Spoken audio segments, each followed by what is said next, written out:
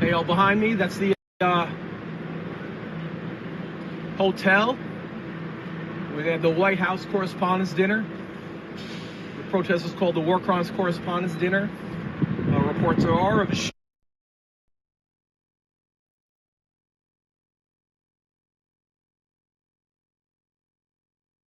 The chatter in the room, the ambient noises of this large crowd at the Washington Hilton having dinner ahead of the entertainment for the night.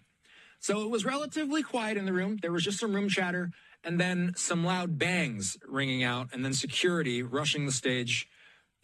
This was moments ago. This is the moment it all began. Let's play.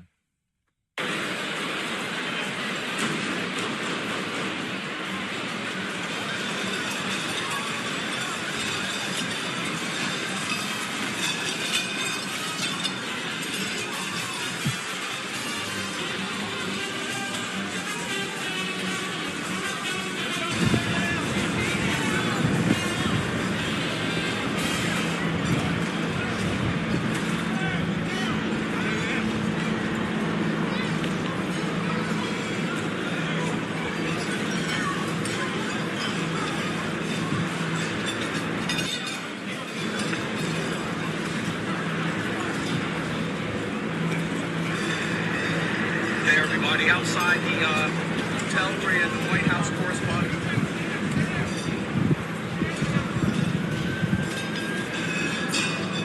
Dinner, protest called the War Crimes Correspondents' Dinner. There was a shooter. He's presumed to be dead. You probably heard about it. Inside the lobby, ambulance just arrived. Give you a little bit more of the scene.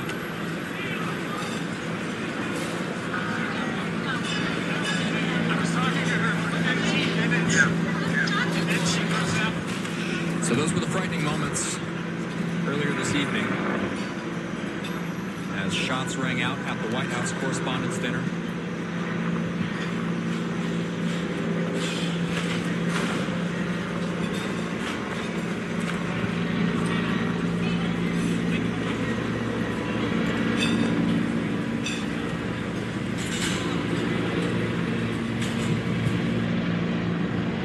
So I'm just checking the news wires here, and what we've been doing. Hey, everybody outside the hotel where the White House Correspondents' Dinner. People. The program is War Crimes Correspondents' Dinner. There was a shooter. The White House Correspondents' Dinner is not. It's presumed to be dead. Canceled it. You probably heard about it. Inside the lobby, ambulance just arrived. Give you a little bit Fox more. News is reporting that President Trump is expected to come back. We're going to get this thing underway again. We are outside. If you have been watching us, we appreciate you as we've been learning little by little about this breaking news situation. I'm Austin Westfall. A lot going on. And retired intelligence officer, national security analyst, and host of Scott Podcast, Hal Kempfer, here with me. Hal, your immediate reaction watching this all unfold moments ago at this event? Dinner, you have a tremendous amount of security there, but what you see is this unfolding situation where at first you can clearly see that there's a little bit of situational awareness trying to figure out what has happened. They hear the noises, which we now believe were shots that were fired. You kind of see a reaction by the president and those around him. At least it appears to be that they heard something, and then you see Secret Service come in and start to position themselves. But you see this sort of first, they're trying to figure out, was that something? I mean, a lot of things sound like a shot from a distance. It could have been, trays falling over or something slamming or whatever that was mistaken, or something that wasn't shots, but they're waiting for confirmation. You got to remember you have multiple layers of security going out to the outer perimeter of this thing, so they're all trying to figure out what exactly is going on. Once they get confirmation that there was an incident, that a threat was there, that's when they obviously made the decision to evacuate the president, the vice president, first lady, and others who were there as well. As you saw, they got the principals out immediately, and then they went after and got some of the others out. And those may not have been Secret Service. Some of those jumping across the tables and stuff like that, those could have been the personal security details from some of the other respective departments or agencies getting their cabinet members or others out of there. They could have been Secret Service. It's tough to tell. I mean, they're basically trust the same. But those could have been non-Secret Service personal security folks that were in there getting their folks out. Once you see something like this, you're going to try and get everybody who could potentially be a target or could cause some sort of disruption to federal operations to get them out of harm's way quickly. Of course, for everybody else who's sitting there, it's very disconcerting because you kind of wonder, well, what about us? But that's kind of how these things tend to work. Is you got to get the president and those around him quickly to maintain that continuity of operations, continuity of decision making at the national level. I would not be surprised. I was going to say I wouldn't be surprised he is coming back if they've contained the situation. And we do understand that he's going to be coming back, and we heard from the White House Correspondents Association that the hotel, we will the White House Correspondents Dinner. Surprisingly enough, earlier, this was a scary situation there. The War Crimes Now we're hearing that the president is safe. We're hearing that the vice president is safe. Ambulance, injured. These many other cars. Had a reported shooting, and I'm just a shooter was killed new in the lobby. Coming out a block from the White House. There were just kind of going through the news wires as we are live on air here now, because there's just here pieces of new information that are coming out. It's everywhere. Were reporting that they heard 5 to 8 shots fired. Of course, during moments like this, there is confusion. Trump and Melania. It takes time, and it takes time and clarity for us to fully get a grasp of what exactly happened here. Talk to us about the level of security that's present at an event like this to begin with. So many high-profile figures in attendance. Oh, absolutely. There's you're going to have a perimeter security that goes out. This is at the Hilton in Washington, D.C. So they're basically going to contain. They're going to lock down the site. They're going to build multiple layers. Of course, as you get into the room itself, that's where you'll see the most stringent security. But you'll have everything from the outer perimeter with active patrols and basically telling people to go the other way, moving traffic into different directions, blocking certain lanes of traffic, things along that line until you get into the inside where they're actually, as they get closer and closer, they will be checking people through magnetometers to make sure they don't have anything on them. They'll be checking everybody who works there. They'll be checking everything that goes in and out. There's security in the kitchen, security everywhere, security in the entire building, because they have to be sure of what's above the building, beside the building, everything else. So it's a very safe environment, generally speaking. But then again, it's Washington, D.C. And whereas Washington, D.C. is a lot safer today than it was many, many years ago, shots do get fired in Washington, D.C. I can tell you that I used to be back there. I was stationed back in that area, and it's a big urban area, and there is crime that goes on, and some of it involves guns. And so I'm not surprised. It may have absolutely nothing to do with a threat to the president. Then again, it could have had something to do, and then you don't know what it is. Right now, because of what's going on with Iran, the fact that joint Israeli-U.S. strikes took out the supreme leader and about 49 others, top officials of Iran in the initial start of this war, you have to assume that the Secret Service is really leaning forward and being very, very cautious as far as any potential threat to the president, any indication that's out there, because they recognize the threat environment they're under. They also recognize that the Iranians and Iranian proxies like Hezbollah has a lot of covert capability, a lot of clandestine operators, sleeper cells, sleeper agents, things like that could be put into motion. And so they're basically keeping their head on a swivel, looking every direction. And if they hear something, see something, in this case, they definitely heard something, they were very prudent in moving POTUS and the vice president out of the way until they had ascertained the situation. And to be completely clear, we do not know who or what entity bears any responsibility for what may have happened tonight. Time will tell. We simply are just not at that point in the investigation yet. The president has posted on social media, quite an evening in D.C., Secret Service and law enforcement did a fantastic job. They acted quickly and bravely. The shooter has been apprehended, and I have recommended that we let the show go on. But will entirely be guided by law enforcement. They will make a decision shortly. Regardless of that decision, the evening will be much different than planned, and we'll just plain have to do it again. So the president there acknowledging that there was a shooter. He says the shooter has been apprehended. He says he wants the show to go on. Hal, when law enforcement are apprehending a shooter and when they're securing an event like this, I mean, my goodness, we're talking about an event with the president. We're talking about an event that has, let me just pull the audio up on this. I want to make sure we're not missing an announcement right now. Doesn't appear that we are. So we'll stick to this. Hal, if you can, just give us a primer on what goes into responding to a shots fired incident when you're talking about a room that has not only the president and the vice president, but also basically the entire cabinet in it. Well, certainly they have to get out the president, the vice president, the cabinet. They have to move them out of the way. That's all planned. They have evacuation routes that they've already cleared. They've prepped. They maintain security on those routes. This has all been highly choreographed in case something like this happens.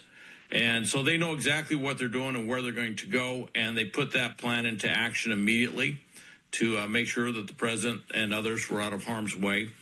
Then, of course, for the room itself, there's a lot of security. Every doorway, near the windows, any place else, there would be a lot of security there. And what you would find is they'd basically lock down the room and then usually they provide some guidance to people like, please get down on your tables, depending on the nature of the threat. And it doesn't sound like the threat was immediately present at the doorway or anywhere around the room, but it does sound, and that's actually some very good information there, a shooter. Okay, that tells you a shooter, which kind of puts it into a different category. You start looking at possible what we call lone wolves that may have just gone out there and decided they were going to fire maybe in the general direction of the White House or general direction of the Correspondents' dinner or something like that from maybe an outer perimeter position or something. We will find out more about that. But the fact that there was one shooter does kind of change it. If you see multiple shooters, well, if you see more than one, then technically it's a conspiracy. But if you only see one, it could just be one person. So anyway, that's kind of what they're going through right now. And now the decision has to be made. Do you want to continue with the dinner? Has it been disrupted to a point where it's impossible to go with the dinner tonight? And that's and I have to say that in my various duties, I have been involved with some of these high-profile events where you're coordinating dinners and stuff like that. And when things happen, you also have contingency plans for what you're going to do. I don't know if they plan to move the dinner to another night, but I imagine if this thing was so disrupted at this point, they may have to do something like that. Does the idea of 5 to 8 shots tell you anything, Hal? I mean, it's very preliminary information, but the news wires are saying, and there's several reports out there saying that they believe they heard 5 to 8 shots. This is not a single shot. This is 5 to 8. What can we make from a number of rounds being fired, not just a single one? Well, more likely than not, I could be, with 5 to 8 shots, it could be that he started firing and he was, stopped immediately. But that is not what I would anticipate if it was a semi-automatic rifle. Usually if you're planning something like this, you would make sure you'd have a higher capacity magazine than, say, certainly 8 shots or 10 shots. You would make sure you have something that on the order of 20, 30 shots. If you had that, that sounds more like something consistent with a handgun. If it was down around the range of 5 shots, it could theoretically be a revolver, but probably more often than not, it would be a semi-automatic handgun. I have no idea what caliber it would be. This is all very preliminary. We will find out. I would imagine it was probably a heavier caliber handgun, but And that may be why you only hear 5 to 8 shots, would be because of the recoil from the rounds might be such that the shooter couldn't get off more shots than that. So that would be the only thing I can really, at this point, that's all I can tell you. Obviously, that you hear the shot, that they heard the shot so clearly tells you it wasn't a suppressed weapon or a weapon using what is commonly called a silencer or something like that, which is an option and actually more readily available these days to people for a variety of reasons. And but they heard the shot, so it sounds like it wasn't unsuppressed, probably a handgun. But we will find out more. That's just pure. At this point, that's just speculating on the very, very, very little information that we have so far. What are your big questions about this situation, Hal, in the early stages of an investigation like this? Well, I would say part of it goes to, from an intelligence standpoint, I can certainly tell you the Secret Service and the FBI are going to try and ascertain as quickly as possible who is this individual, what is he connected to, what was his motivation. And that tells me if maybe he's tied to a larger group, maybe he's tied to an international terrorist group, maybe he's tied to nefarious foreign actors like Al-Quds or Hezbollah or something, or ISIS or something like that, or if this is just somebody who may be, mentally disturbed that has their own motivation. And that certainly with would-be presidential assassins, we have seen a number of people who are mentally unbalanced that are pursuing their own agenda for why they want to go after the president or go after other high-profile individuals. So that's very possible. But they want to know that, because if he's connected to a group, a threat organization, then that kind of changes the whole picture of what's going on. And then, of course, they're going to be figuring out, was this maybe something, and this is always a question, is you hear shots from one place, was that intended to drive you to another place? Are they actually trying to get you to go someplace where they've actually set up an actual ambush? And these are all the considerations that that Secret Service and others in this business have to make every single time, which is sometimes it's simply a deception to get you to do something, to take your principles somewhere where they actually, you could potentially take them into harm's way. So these are all things that are running through their minds very quickly, consistently, or simultaneously many times, and they're trying to figure that out. So that it may be that the safest place to keep him is where he's at right now. I have to note that they just removed the presidential seal from the podium. Could be indicative of the fact that maybe the president won't be returning tonight. Maybe we won't see this event carry on in the same capacity that we expected. Again, no official announcement yet, but time will tell once we learn more. Hal is a retired Marine intelligence officer. And Hal, you brought up intelligence a moment ago. How much of this becomes an intelligence question, not just a law enforcement question? Oh, it is an intelligence question. I would say law enforcement will disagree with me, but I think I would say first and foremost, but law enforcement say, nope. It is really a blend.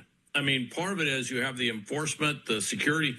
It's a security question, and this is what the Secret Service does all the time. They're constantly assessing threats.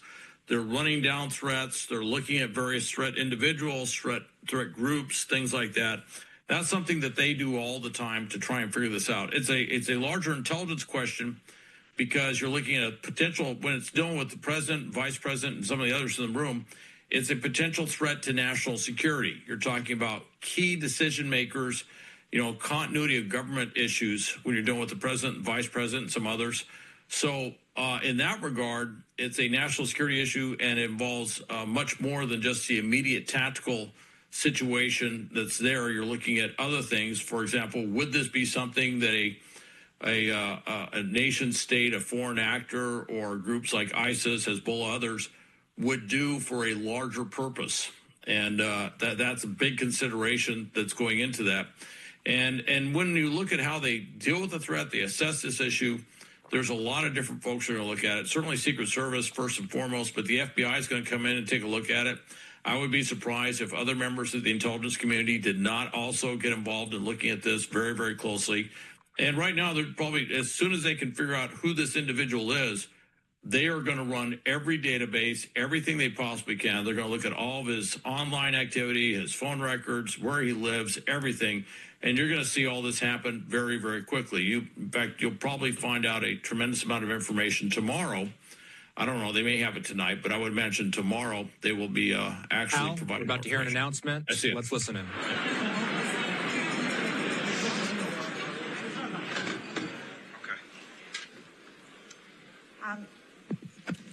This is a room full of reporters, so I know you've already seen the president's tweet. My apologies, his post on Truth Social. And law enforcement has requested that we leave the premises consistent with protocol. And he wanted to emphasize that nobody was hurt. He and the First Lady, the cabinet, everybody's safe.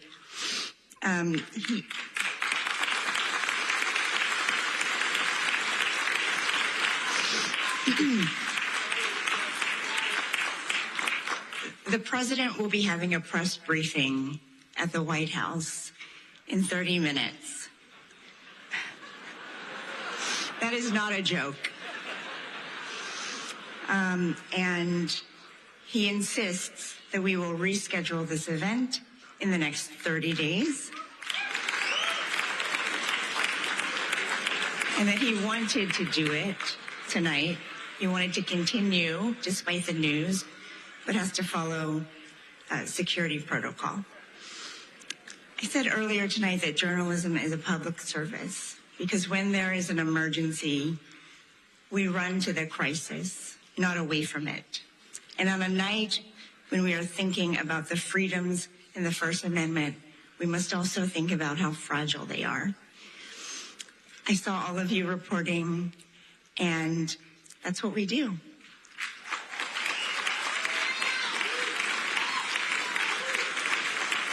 So,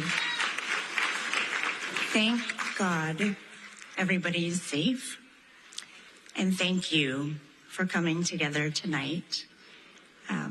We will do this again. Thank you.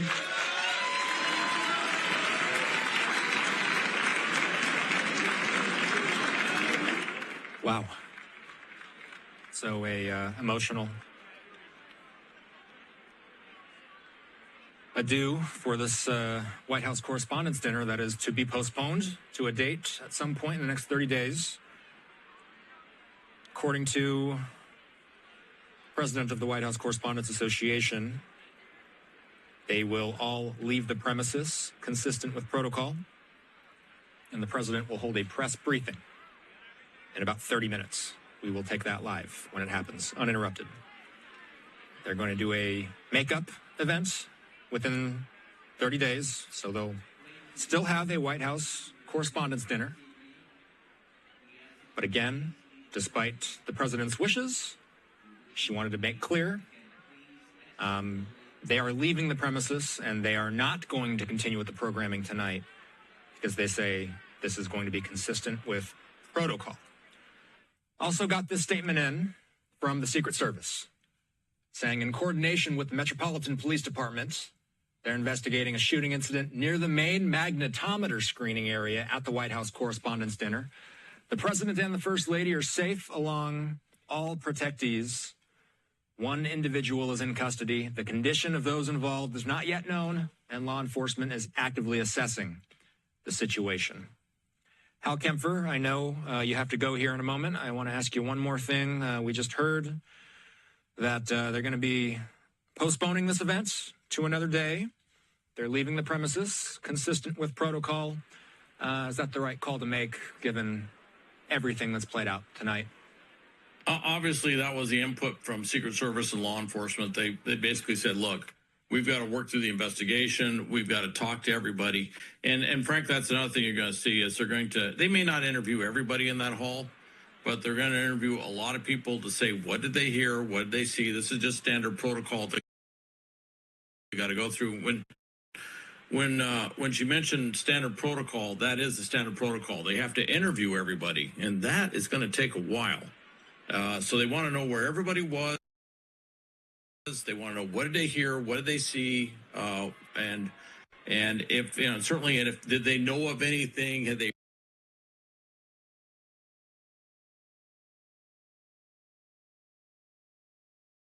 on our tip line that something was going to happen tonight?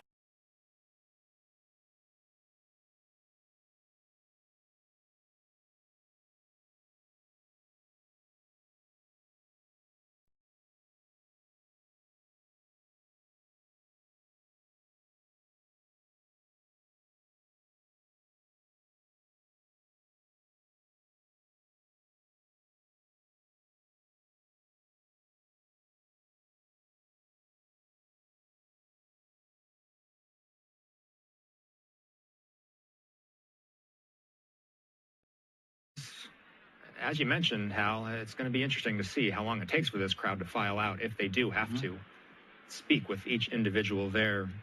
Final thing for you, just one more piece that we got from the Secret Service here.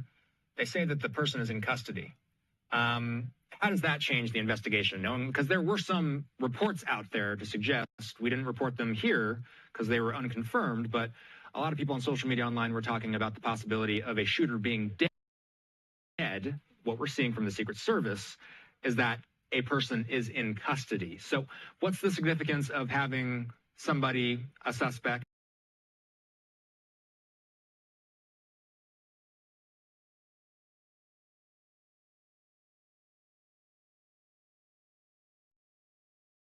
a lawyer and say nothing? They could do anything like that. I don't know what physical shape this shooter would be in. It could be in custody, could be wounded, could be injured. I would imagine that if they was firing a weapon, whatever, and survived firing a weapon in proximity of the president or where an event like this is going on, that he would be pretty banged up, to say the least, when they took him into custody.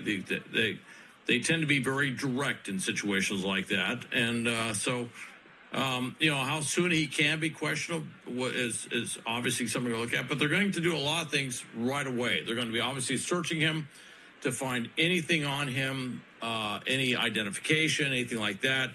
They'll obviously be running his fingerprints. I would imagine they'll be also doing DNA checks, a variety of other things to find out as quickly as possible who this individual is, what he might be connected to. Is this something bigger? Is there an ongoing threat?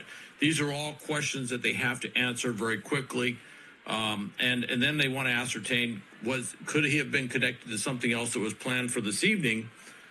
Maybe, and many times, or not many times, but sometimes you can have a conspiracy where one individual is unwitting in terms of the conspiracy. They don't realize that they're a part of something bigger. If it's done with a lot of planning, they're basically cordoned off. They basically, they don't know the rest of the plan. So if somebody was planning something else, that's not something they would necessarily share with that individual. So that individual could be doing something and nobody else, and he doesn't realize he's part of a bigger plot.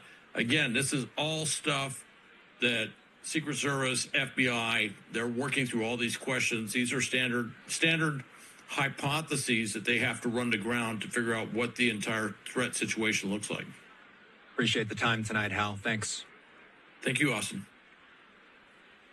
We are going to have more law enforcement experts and analysts on as the night continues. We're going to stick with this story, not going to take any breaks, learning more by the minute, and certainly a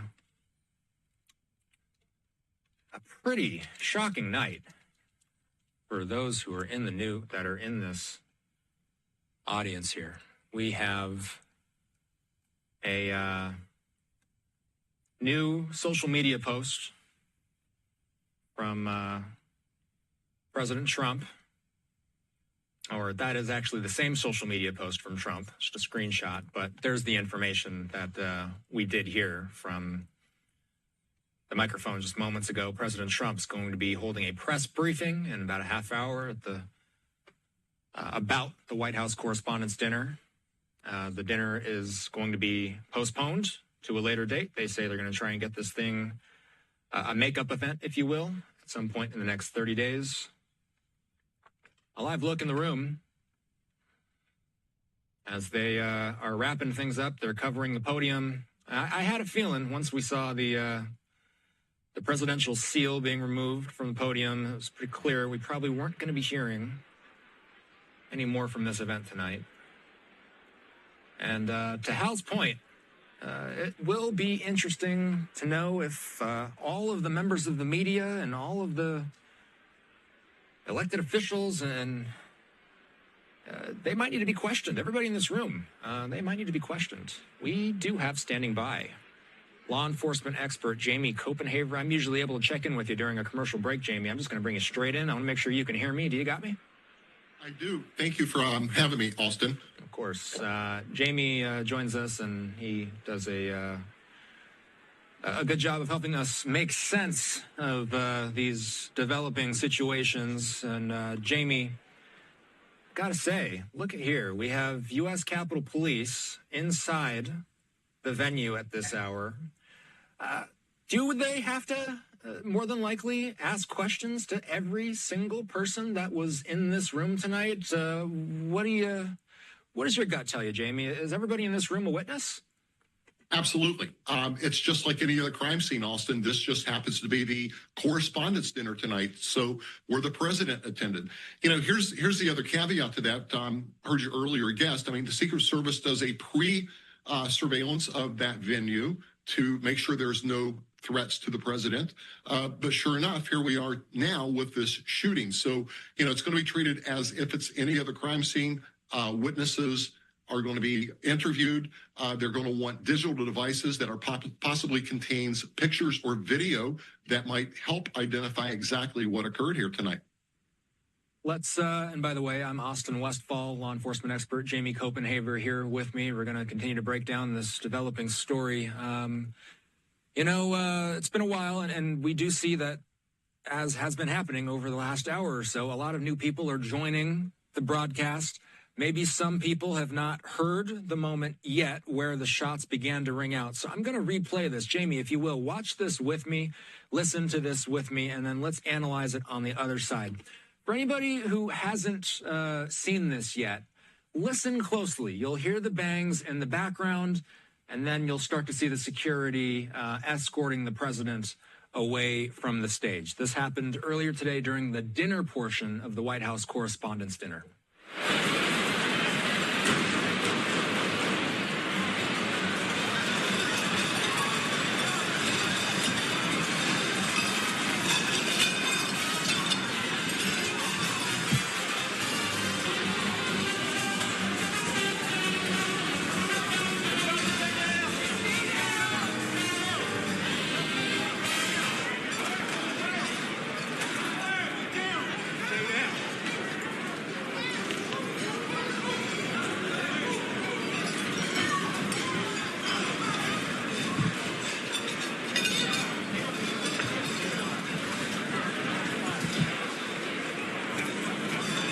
Okay, Jamie, so I'm going to mute this video, and I'm going to start it from the beginning. And if you can, if you could just talk us through what you're seeing from the moment it begins. I mean, this is the president here. They're just kind of mingling and smiles, and it's almost like they don't immediately hear the shots when they ring out. But if you can, I'm going to hit play on this, Jamie. Walk us through what you're seeing. I mean, it looks like a typical thing with the president at the Correspondents' Dinner. As you said, it's normal conversation. Everyone's relaxed. We don't see anyone jumping or running. Now we see there's a chaotic moment, perhaps Secret Service coming to the stage where is seated, obviously to get the president out of harm's way and to get him off the stage. So, certainly agree with you, Austin. I don't think the president nor any correspondents on that stage heard that shot because they certainly would have jumped or flinched. When you have a delicate situation like this, Jamie, and we just saw them evacuate the president, I mean, gosh, you've been in high stakes, high pressure situations like this. If you're one of those law enforcement, if you're one of those Secret Service agents, officers, if you're part of that security detail that's on stage right now, what's going through your mind? get the president out of harm's way. I mean, going back to Butler, PA, we saw what happened there with then former President Donald Trump. Now, current President Donald Trump, you want to get the president off the stage, out of the area, into the limo, and presumably, if you're close to the White House, back to the White House. If I may, Austin, while you're in that limo, as it's called, the Beast, you're going to certainly do an assessment of the president to see and double check that the president wasn't struck either by a bullet or anything shrapnel-wise, to make sure he's healthy and well while you're en route to the White House. We've seen back in the Reagan days, they thought everything was well with Reagan, and then that limo shortly diverted to the hospital. He was hit with one of those bullets. So they're doing all the above. I believe a Reagan assassination attempt, possibly that very one, happened at this building, this exact building. Yes. Live look. Let's take a look at the venue in its current state. Obviously, much more relaxed energy in the room. Everybody safe, uninjured. Officially hearing from the Associated Press that the president was unharmed. The vice president was unharmed during this situation. Security did escort him out of the venue. And then we just heard moments ago, Jamie, that the president is going to be giving a press briefing sometime shortly here at the White House. The incident happened during a pretty high-profile event, and now we are watching, as you described and as Hal Kemper described, a number of people who witnessed this. And my gosh, Jamie, I'm asking you about the law enforcement, what's going through their mind when this is going on. I mean, it's hard to imagine being one of the guests in attendance while all of this is happening. I mean, that's your worst nightmare, to go to anything where the president's going to speak and be a part of, and you have this type of incident go down. So, certainly as a guest or a correspondent, they're covering that. Now they're part of this news story, Austin. That's something we're leaving out. They've witnessed this. They've witnessed potentially hearing that shot.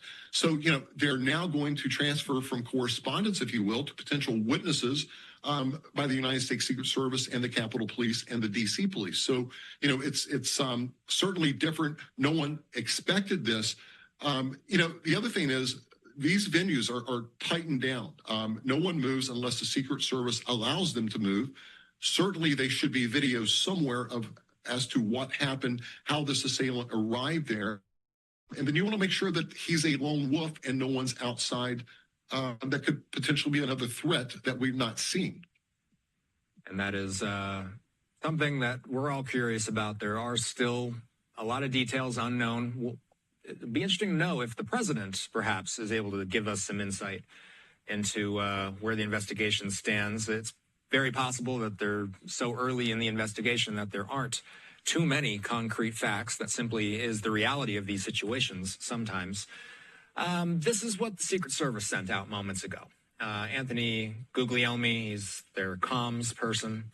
He says the U.S. Secret Service, in coordination with the Metropolitan Police Department, that's the police department that looks over D.C., they're investigating a shooting incident near the main magnetometer screening area at the White House Correspondents' Dinner. The magnetometer screening area, Jamie, so this, correct me if I'm wrong, this would be right at the security perimeter. Does that sound about right? Absolutely correct. You're going to have an outer perimeter, then you're going to have an inner perimeter of any of these events, and that magnetometer is going to be in the inner perimeter as you enter the building for the Correspondents' Dinner. So, here's something we haven't really spoke about. I think Hal may have covered it. You're going to have Overwatch on the adjacent rooftops, Austin, to protect in a sniper position to look for any potential threats. I'm pretty surprised that he made it that far without being challenged by any law enforcement or the Secret Service. So it's quite surprising he made it all the way to the magnetometer without being noticed. So the Secret Service sending this out, they say the president and the first lady, they're safe along with all protectees. They say one person's in custody and the condition of those involved is not yet known, and law enforcement is actively assessing the situation. So some of these details could change. The bottom portion of this statement, the condition is not yet known. The law enforcement, they're actively assessing the situation. But they do say one person's in custody, Jamie. What's the value and what kind of questions are they going to be asking this person? If I was there on that detail, my first question, I would want to know, hey, are you acting alone? I mean, we don't know if he had someone that dropped him off. And like I said, I'm very surprised he made it up to that inner security area. And more importantly, you've got to kind of build a timeline very quickly to assess where he may have been staging. That's another question. Is there items left behind that he couldn't carry up to that magnetometer in fear of being cited by the police? So all the above kicks in, and then of course you can't leave any potential victims, witnesses, whether it's eye or ear witnesses. They're all important, and it's going to be treated just like a criminal case that we see every day play out on the news cycle. With the exception, I would suggest we'll see Mayor Blauser probably show up at the scene, and I wouldn't be surprised if Jeanine Pirro doesn't make an appearance, as she's the U.S. Attorney for D.C. Some in the crowd reported hearing 5 to 8 shots being fired, as we have this camera feed of some of the process as they clean up and exit the venue. They were asked, the person in custody, I'm just reading from the Newswire here, a person is in custody after shooting incident near the security checkpoint. So that's the AP saying security checkpoint, Secret Service saying the magnetometer. The president posted on Truth Social saying that the shooter had been apprehended, and the Secret Service confirming that as well. This all happened before really the event's proceedings even began. They were having dinner, and they were about to presumably get into some of the entertainment and some of the speeches of the night. We're going to hear from Oz Perlman, from the president himself. We did hear from the president of the White House Correspondents Association. She made some brief remarks. She was the only one who made any remarks until the security situation started. And then ultimately, she was the one that came out on stage moments ago and said this. This is the only update we've heard from the podium since the security or since the shooting happened. Let's listen into this one more time.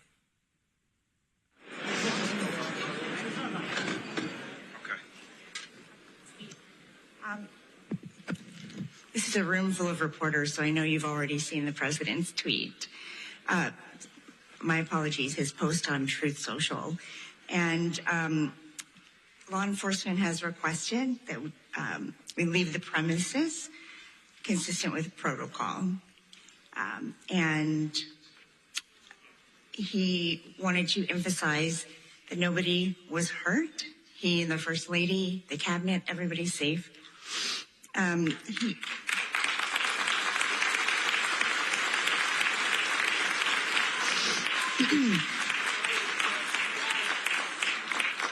The president will be having a press briefing at the White House in 30 minutes.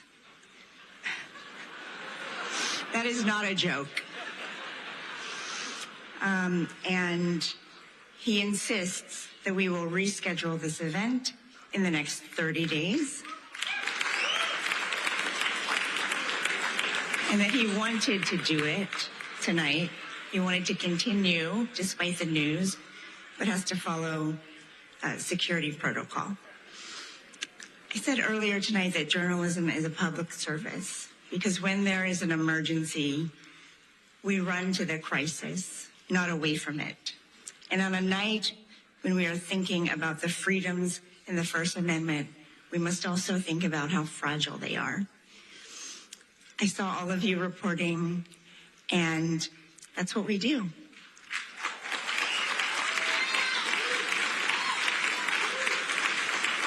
So, thank God everybody is safe, and thank you for coming together tonight. We will do this again. Thank you.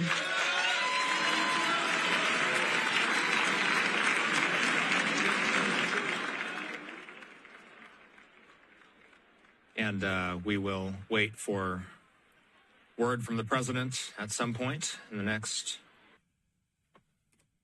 well, we expect it any moment now, I guess, at this point. She said a half hour back when she gave that speech, but President Trump just posted this. We haven't had this yet. Law enforcement have requested that we leave the premises consistent with protocol, which we will do immediately.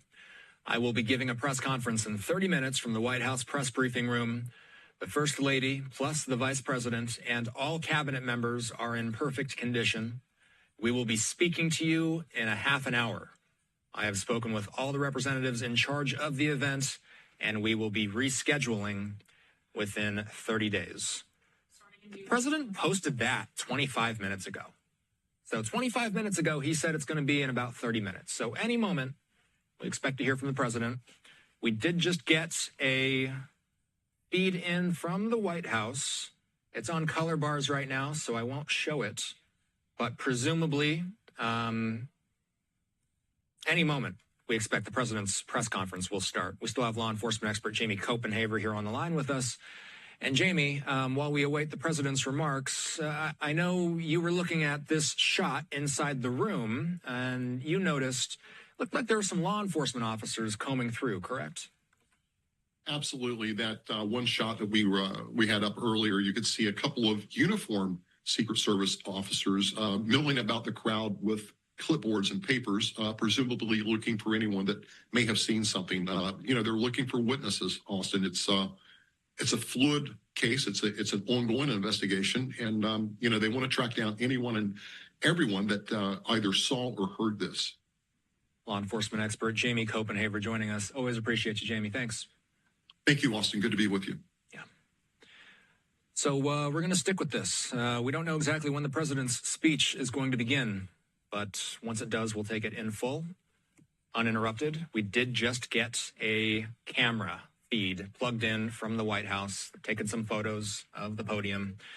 No doubt some of the very people who were expecting to have a normal dinner at the White House Correspondents' Dinner tonight, no doubt some of those people may very well be in this White House press briefing room.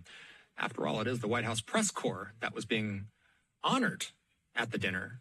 And now, bizarrely enough, it's the White House press briefing room where this debrief is going to take place. The president, the first lady, and the vice president all going to be in attendance. President Trump saying, law enforcement have requested that we leave the premises consistent with protocol, which we will do immediately. I'll be giving a press conference in 30 minutes from the White House press briefing room. The first lady, plus the vice president, and all cabinet members are in perfect condition. We will be speaking to you in a half an hour. I have spoken with all the representatives in charge of the event, and we will be rescheduling within 30 days. So again, that post came out just under 30 minutes ago. We expect to hear from the president any moment now. That wasn't the only social media post he made today, by the way, or he made within the past hour, I should say. His initial social media post said, quite an evening in D.C. Secret Service and law enforcement did a fantastic job. They acted quickly and bravely. The shooter has been apprehended, and I have recommended that we let the show go on, but will entirely be guided by law enforcement. They will make a decision shortly. Regardless of that decision, the evening will be much different than planned, and we'll just plain have to do it again. So this is what happens before a press briefing starts. You see a number of people walking up to the podiums. They'll do some audio checks, some video checks. They got to get all their audio and video in order before they start the briefing. So we'll just keep an eye on this room. We'll keep an eye on the White House. The president, just to reset for anybody who may be tuning in, was at the White House Correspondents' Dinner, an annual event that the president has actually never attended as sitting president. He has not been to the Correspondents' Dinner while he's been in office. So this was the first time he was in attendance. They were just getting the festivities underway. The White House Correspondents Association's president gave some opening remarks and then said, enjoy your dinner. It was only, minutes of them enjoying their dinner when we heard this sound. This was earlier in the evening.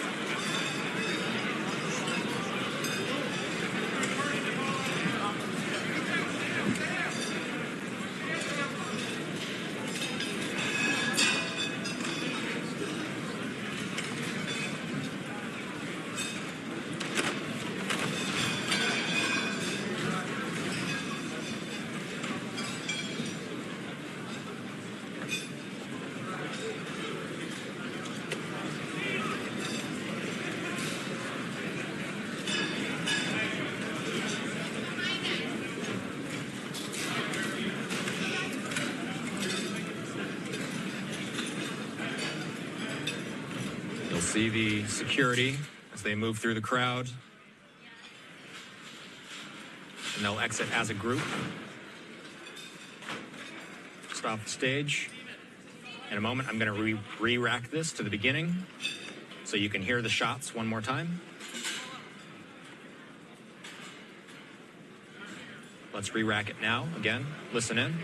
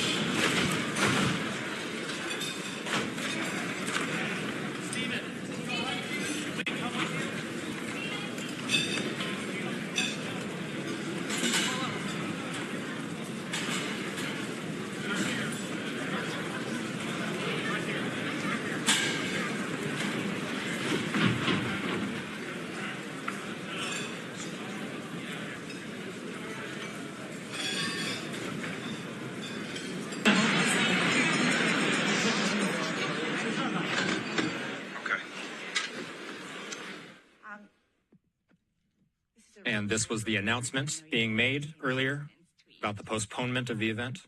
My apologies, his post on Truth Social. And law enforcement has requested that we leave the premises consistent with protocol. And he wanted to emphasize that nobody was hurt. He and the First Lady, the cabinet, everybody's safe.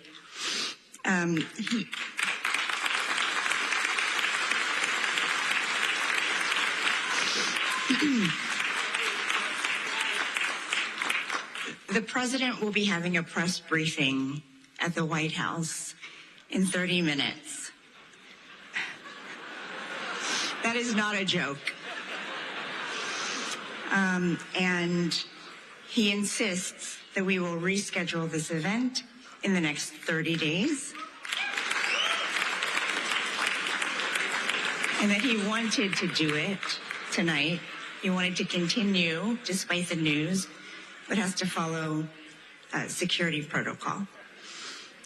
I said earlier tonight that journalism is a public service because when there is an emergency, we run to the crisis, not away from it.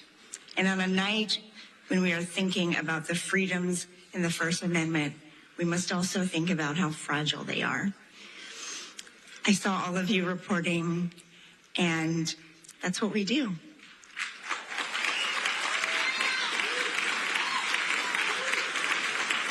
So, thank God everybody is safe. And thank you for coming together tonight. We will do this again. Thank you.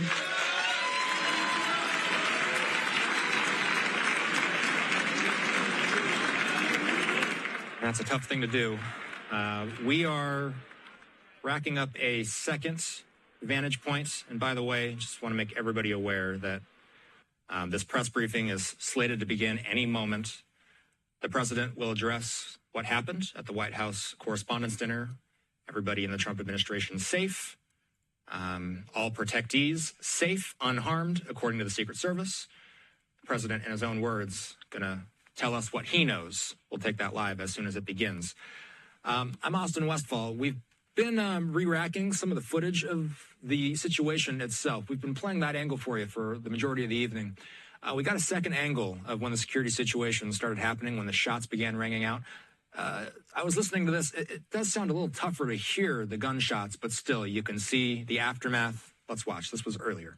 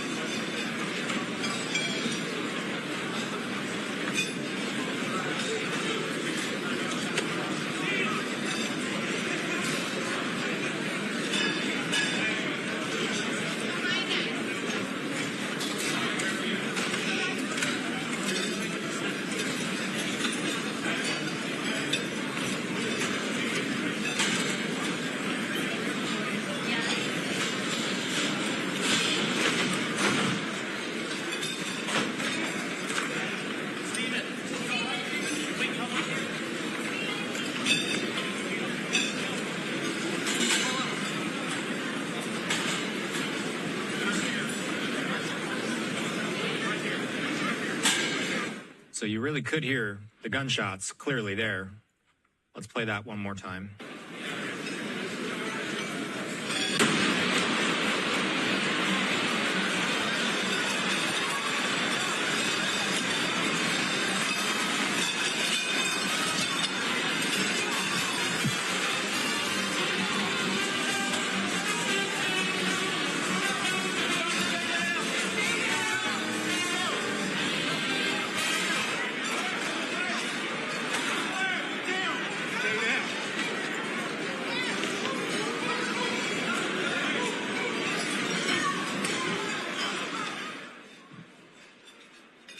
So at this point in the evening, what we're waiting for is the president to speak live. That scary situation, rattling those in attendance. At this point,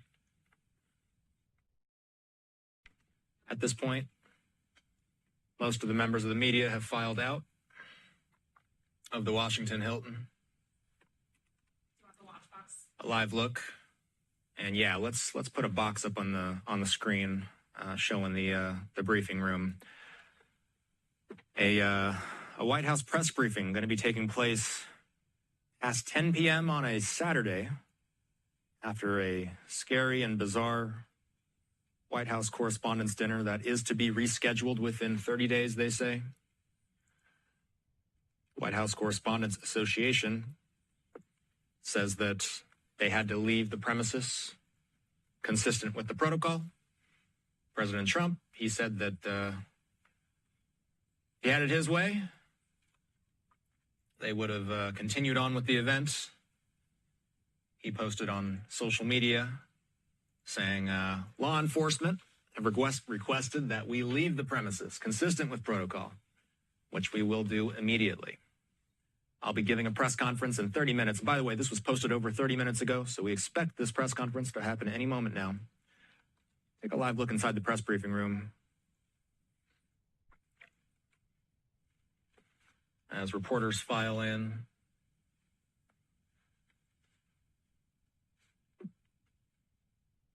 Normally, this room fills up at around 1 p.m. Eastern Time.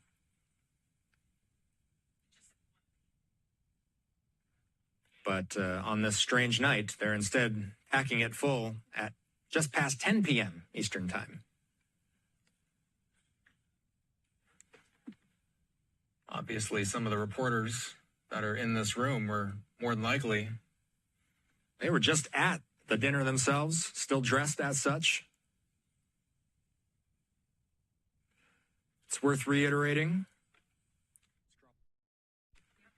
That President Trump and all the members of his administration have been unharmed after shots rang out at the White House Correspondents' Dinner.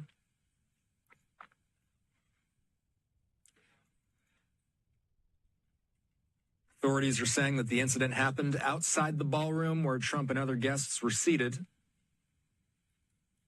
Still isn't immediately clear the full picture of what happened out there. The event has been scrapped. It'll be rescheduled at some point within the next 30 days.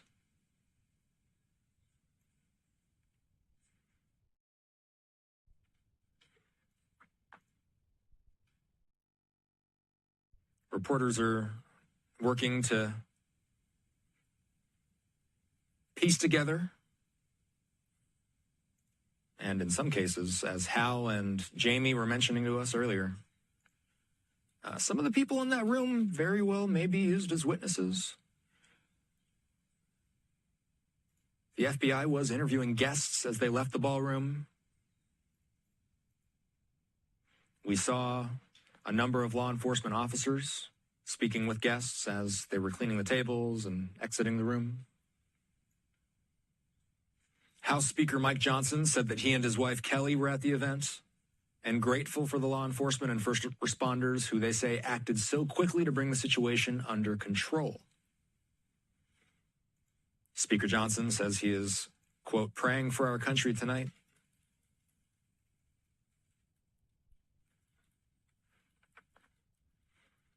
House Democratic leader Hakeem Jeffries said he was thankful for the swift law enforcement action to protect everybody at the dinner. He called for an end to violence. Jeffries saying, the violence and chaos in America must end.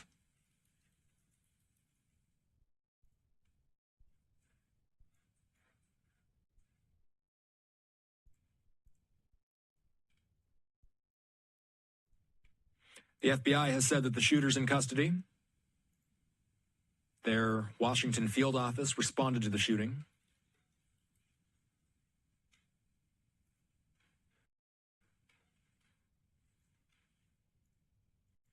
I'm just seeing this. The Associated Press says that an officer was shot in a bullet-resistant vest at the Correspondents' Dinner, but is expected to be okay.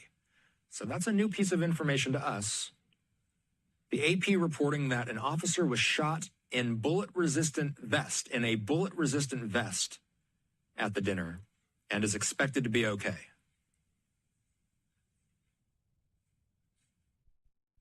DC police are on the scene. The FBI, of course, is on the scene.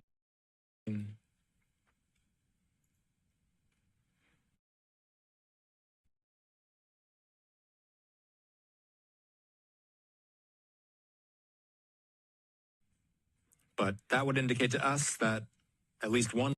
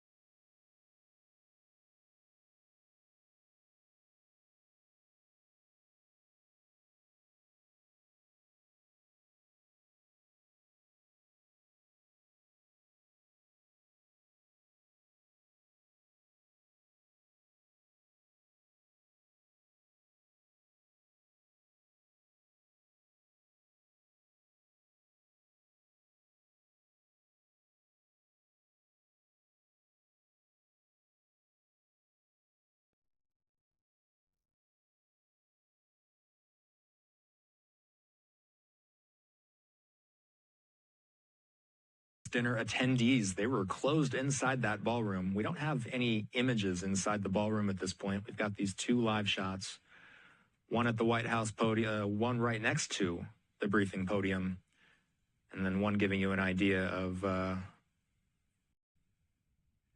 how crowded this room is late on a Saturday night after what was supposed to be a fun event, now turning into a news event.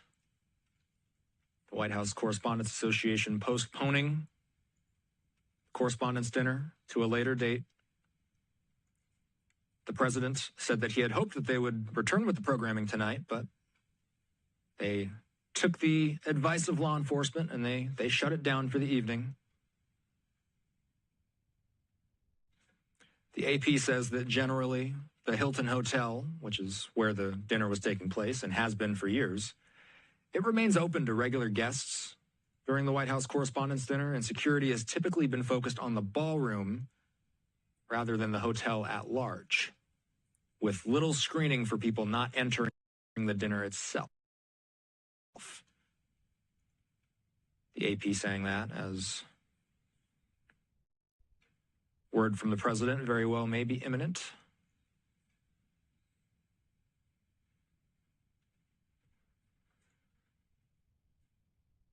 Number of shots being fired. The Associated Press putting it in the range of 5 to 8 shots fired, although an official investigation certainly will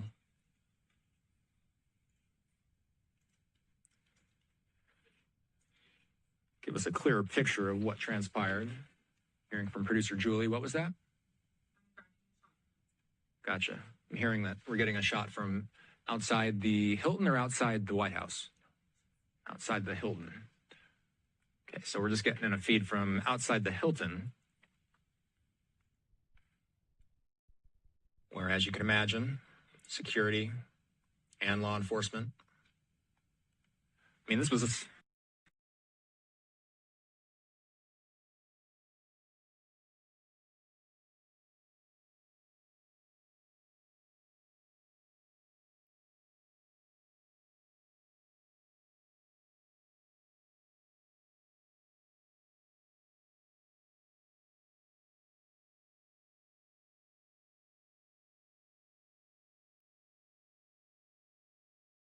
is that one law enforcement officer will be okay, but was shot by a suspect, by a shooter. And thankfully that officer was wearing bulletproof material, and so that officer is expected to be okay. We just got word 3 minutes ago that President Trump has arrived at the White House.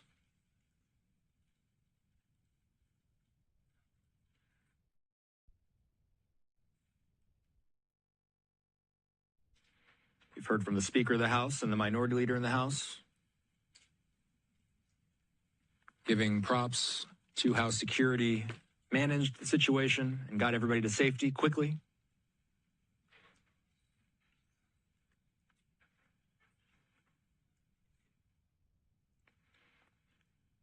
For those familiar with the area, this vantage point is near DuPont Circle.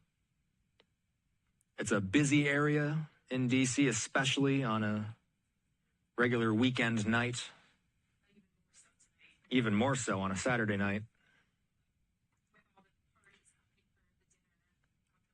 And there were a lot of parties happening in and around the area. It's not just the dinner itself. That's the main event, of course. But there are lots and lots of ancillary events that happen in and around the area. All of that coming to a close.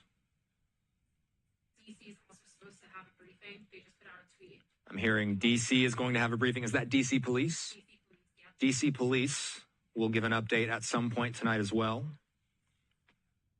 Perhaps we'll learn more about the suspect that's been apprehended.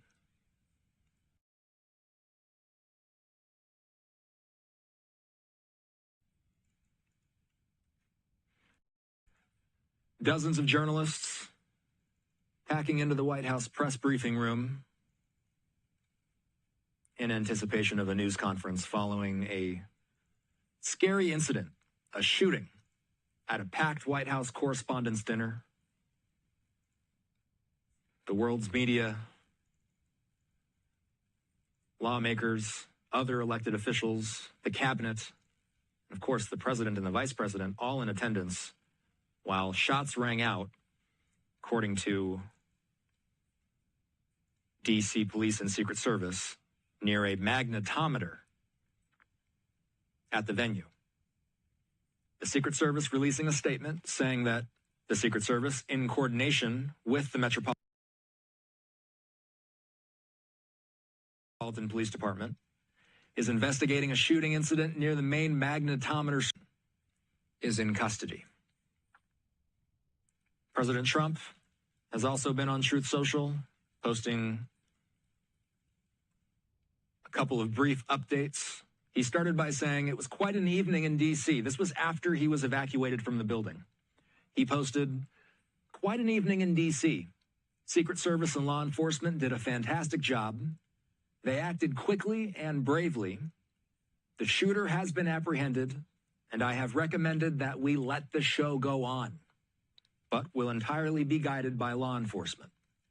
They will make a decision shortly. Regardless of that decision, the evening will be much different than planned, and we'll just plain have to do it again.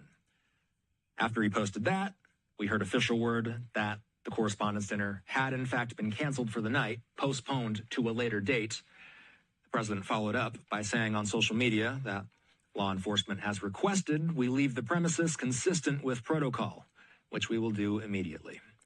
I will be giving a press conference from the White House press briefing room. The First Lady, plus the Vice President, and all cabinet members are in perfect condition. We will be speaking to you soon. He says he's spoken with all representatives in charge of the event, and we will be rescheduling within 30 days. So that's what we've heard from the president so far. The D.C. Police Department, with this, they just posted this, saying police and our law enforcement partners are about to hold a media briefing on tonight's incident at the terrace level of the Washington Hilton. So we'll look out for that as well. Live look at the area near DuPont Circle in D.C., typically a busy area, and an even busier area typically on a Saturday night. So we're waiting to hear from police in D.C., and we're waiting to hear from the President of the United States. This White House press briefing is set to get underway any moment. While we await the president's remarks, and again, just about 5 minutes ago, we heard that the president has arrived at the White House.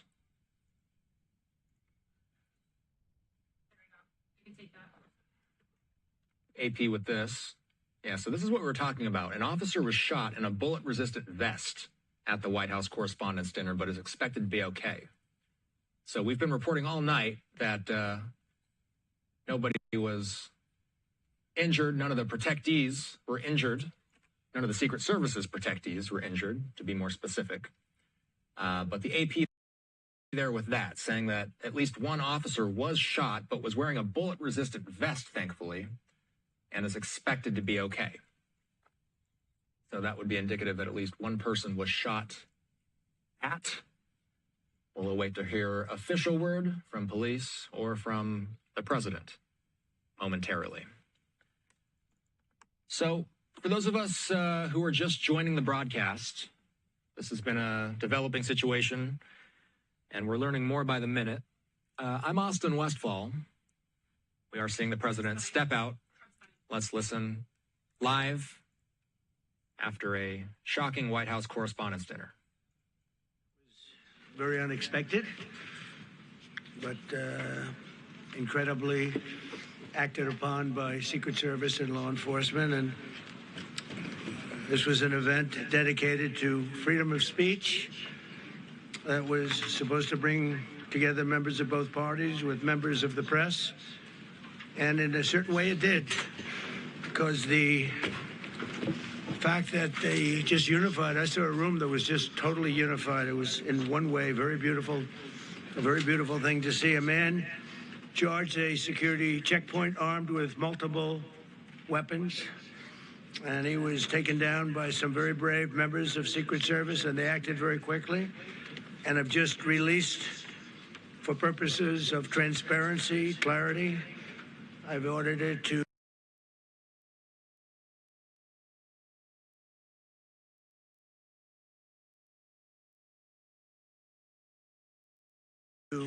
be put out. You probably have it by now, put out on Truth and put out on many of the platforms.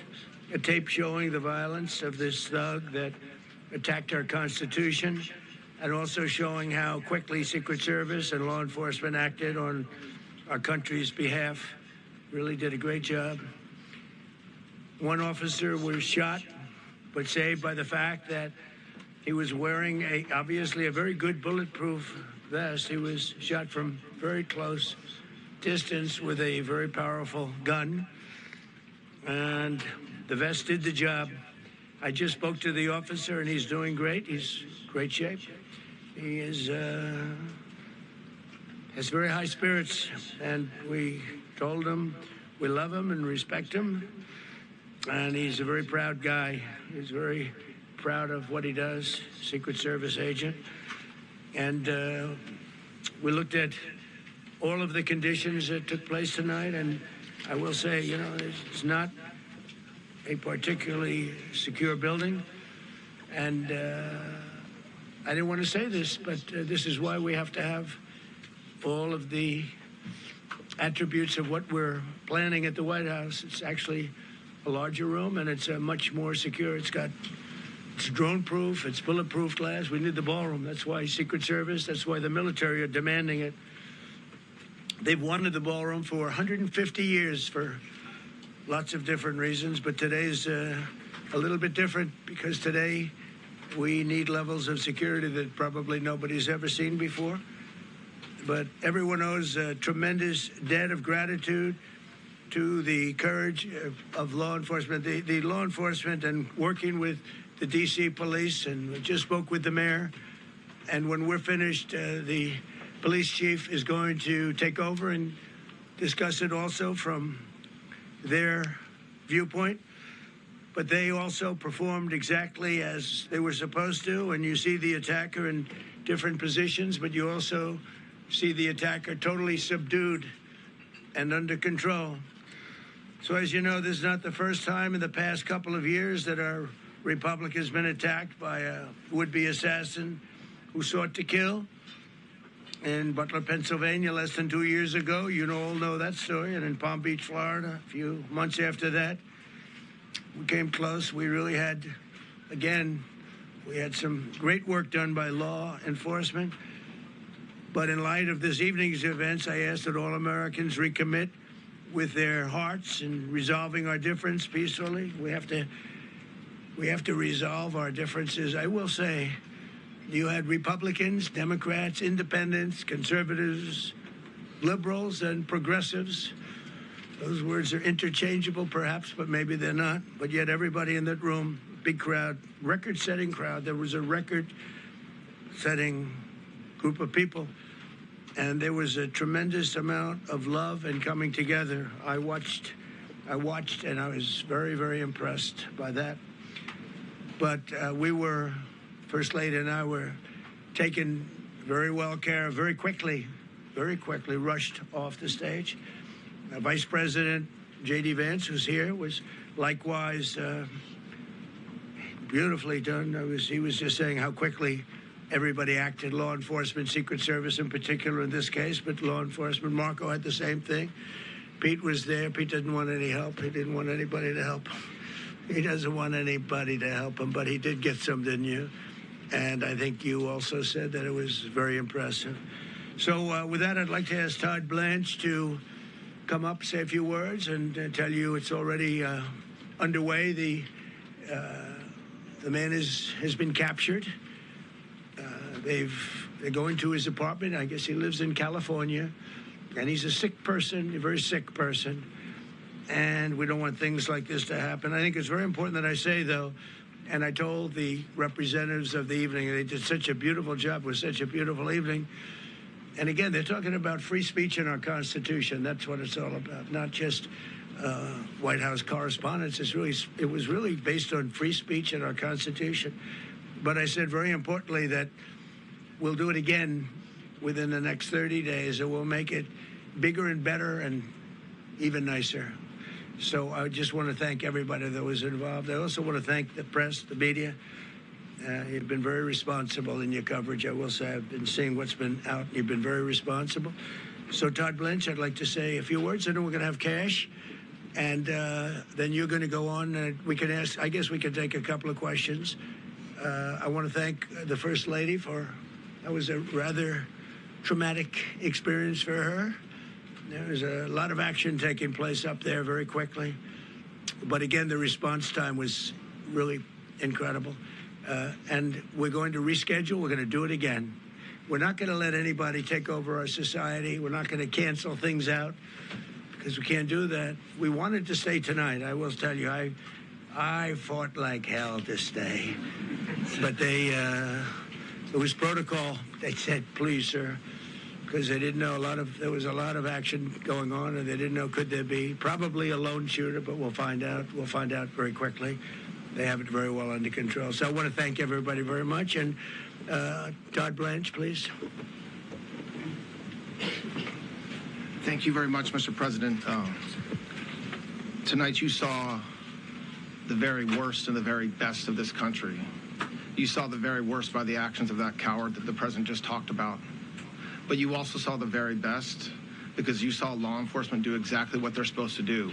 And you'll see the videos come out, I expect, very shortly, and you'll see law enforcement do exactly what we want them to do. And so I echo what what President Trump just said, that we are extraordinarily grateful and appreciative of the men and women of law enforcement that did their jobs tonight, including one who was injured. This investigation is ongoing. I expect you will see charges filed shortly. The charges should be self-evident given the conduct, but as you'll hear, there will be multiple charges surrounding the shooting, around the possession of firearms, and anything else that we can get on this guy. The investigation is obviously ongoing and just started. There is federal law enforcement already working on search warrants and doing their job, and I don't want to get ahead of them and don't want to get ahead of the work that they're doing even as we speak. Director Patel and I were just on the crime scene a short while ago, and everybody in this room should rest assured that the Metropolitan Police Department, the FBI, Secret Service, everybody's on the scene doing their job. I know that the police chief is going to give an update from the scene as soon as we're finished here, and I obviously will lead the details of what they have learned to him. But in the meantime, I just want to thank everybody in this room for the courage. And I want to thank President Trump for his words, and I promise you, justice will be served. Thank you. Director Patel. Thank you, General. Thank you, Mr. President. The President's absolutely right. You saw the best resolve of American law enforcement because you, Mr. President, inspire them 24/7, 365. You give them the resources that they need, and they know that you have their back. And that is a changing dynamic in this country, and that's why you saw brave Secret Service agents respond immediately, swiftly, subdue and take down the suspect, and safeguard the lives of thousands of individuals at that hotel.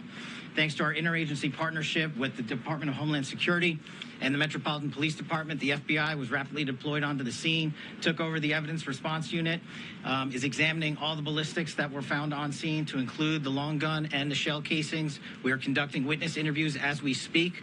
You will hear from our team on the scene there with the mayor and the head of the FBI field division there. But please note what the Attorney General has just said reigns no truer. You saw the very best of America tonight.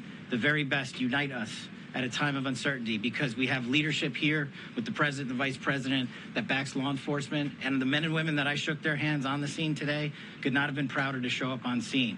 And as the Attorney General said, make no mistake, we are conducting witness interviews. If you have any information whatsoever related to this event, 1-800-CALL-FBI, 1-800-CALL-FBI. No piece of information is too small. No piece of information is inadequate. We will evaluate it all. We will also be conducting interviews of those that were there. And if any of those individuals have information, please come forward to law enforcement or the FBI or the Metropolitan Police Department. We will be examining this individual's background thoroughly. That process has already started. And we are going to ensure that he was either a lone wolf actor or anyone else that was responsible. We will analyze all evidence immediately to make sure that we safeguard this country. Mr. President, Mr. Vice President, thank you for your leadership. Attorney General and Homeland Secretary Merlin, thank you for your partnership in law enforcement. Thank you, Ken. Okay, we'll do a couple and then we go to the chief. Madam Chairman, I just want to say you did a fantastic job. What a beautiful evening, and we're going to reschedule. Okay. And after that, it's very tough for her to ask a killer question, right? But you have done a fantastic job. Please. Mr. President, I appreciate it. As you mentioned, it all happened so quickly. Yeah. And I wonder, especially because unfortunately you have experience with these sorts of threats, in that moment when you realized there was a threat and service agents were telling us to get down, can you describe what was going through your mind, how you were feeling in that moment?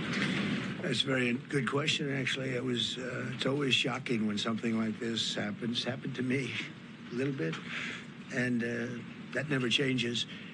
The fact, we were sitting right next to each other, First Lady on my right, and I heard a noise and sort of thought it was a tray. I thought it was a tray going down. I've heard that many times, and it was a pretty loud noise. And it was from quite far away. He hadn't breached the area at all. They really got him. But, so it was quite far away, but it was a gun. And some people really understood that pretty quickly. Other people didn't. I was watching to see what was happening. Probably should have gone down even faster. Melania was very cognizant, I think, of what happened. I think she knew immediately what happened. She was saying, that's a bad noise. And we were whisked away along with other people, but we were really whisked away. And again, the performance of the Secret Service and the police, all of the law enforcement, I thought was really good. So it was very quick. There wasn't a lot of time to be thinking because it was a matter of seconds before we were out the door and gone into an area. We very much, and you wanted to too, we very much wanted to continue it because I don't like to let these sick people, these thugs, these horrible, horrible people change the fabric of our life, change the course of what we do. So we held out. You were there. We held out right till the end, but they didn't want to take a chance, and I understand there was protocol. But we're going to be doing one hopefully within the next 30 days or sooner, and I am ready, willing, and able, and I was all set to really rip it. And I said to my people, this would be the most inappropriate speech ever made if I said what. So I'll have to save it. I don't know if I could ever be as rough as I was going to be tonight. I think I'm going to be probably very nice. I'll be very boring the next time, but we're going to have a great event. And you did a fantastic job. Thank you very much. Peter, go ahead. In the New York Post, thank you, President Trump. There's a report in the New York Post assembled his weapon somewhere on site at the hotel. What do you think about that? And I ask respectfully, why do you think this keeps happening to you? Thank you. Well, this keeps happening to you. Well, you know, I've studied assassinations, and I must tell you, the most impactful people, the people that do the most, you take a look at the people, Abraham Lincoln, I mean, you go through the people that have gone through this, where they got them. But the people that do the most, the people that make the biggest impact, they're the ones that they go after. They don't go after the ones that don't do much because they like it that way. And when you look at the people that have either, whether it was an attempt or a successful attempt, they're very impactful people. Just take a look at the names here, the big names.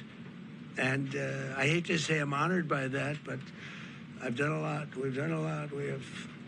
We've taken this country, and we were a laughing stock for years, and now we're the hottest country anywhere in the world. We've changed this country, and there are a lot of people that are not happy about that.